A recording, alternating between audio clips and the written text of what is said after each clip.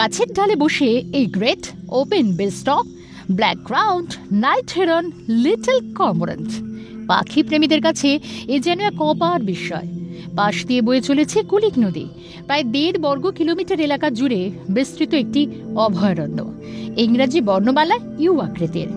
এটি এশিয়ার 2য় বৃহত্তম পাখি অভয়ারণ্য। শুধু পাখি নয়, শীতের আমেজ মেখে অলস রৌদ্র কাশ্মীরি শালের মতো আপনাকে জড়িয়ে থাকবে। চারিদিকে ঘন সবুজ, গাছের ডালে খেলা করবে কাঠবিড়ালি।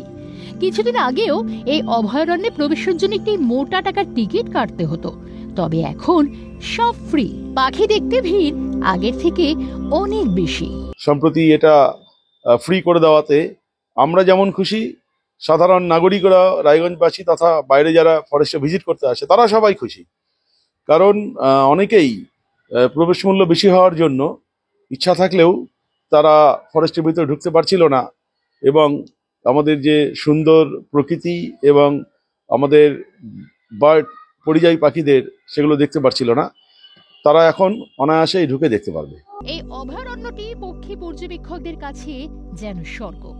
সাধারণ মানুষ হয়তো জানেই না সব পাখিদের নাম, ধাম, শাকিং ঠিকানা, কিন্তু পরন্ত বিকেলে গাছে গাছে পাখিদের কীর্তন আর হরেক রকম সকম তাদের মুগ্ধ করে।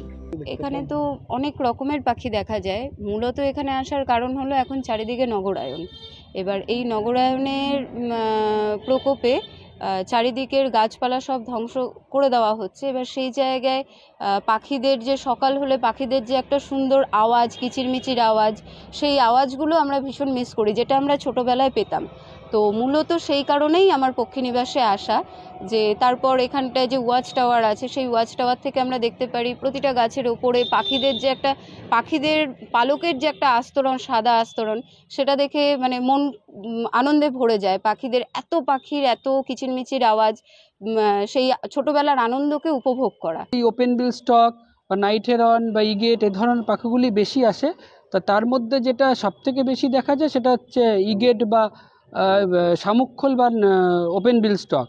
তো যখন এটা ফুল মরশুমে থাকে আর কি, বিশেষত জুন, জুলাই, আগস্ট এই সময়টা, সেই সময় এদের আর কি প্রজনন একটা সময়। সেই সময় এরা প্রচুর পরিমাণে বাসা তৈরি করে, আর উপর থেকে ওয়াচ টাওয়ার থেকে যখন এই ফরেস্টকে দেখা যায় তখন একদম একটা অভাবনীয় দৃশ্য, একটা সাদা হয়ে থাকে। ফরেস্টে তো প্রচুর ধরনের পাখি আছে, তার মধ্যে যেমন আমরা ওপেন বিল স্টক এই পাখিটার নাম আমরা জানি খুব ভালোভাবে, আর নাইট হেরন তো রয়েছেই, আর তাছাড়া তো আরও বিভিন্ন প্রজাতির পাখি রয়েছে, সব নামগুলো জানা নেই।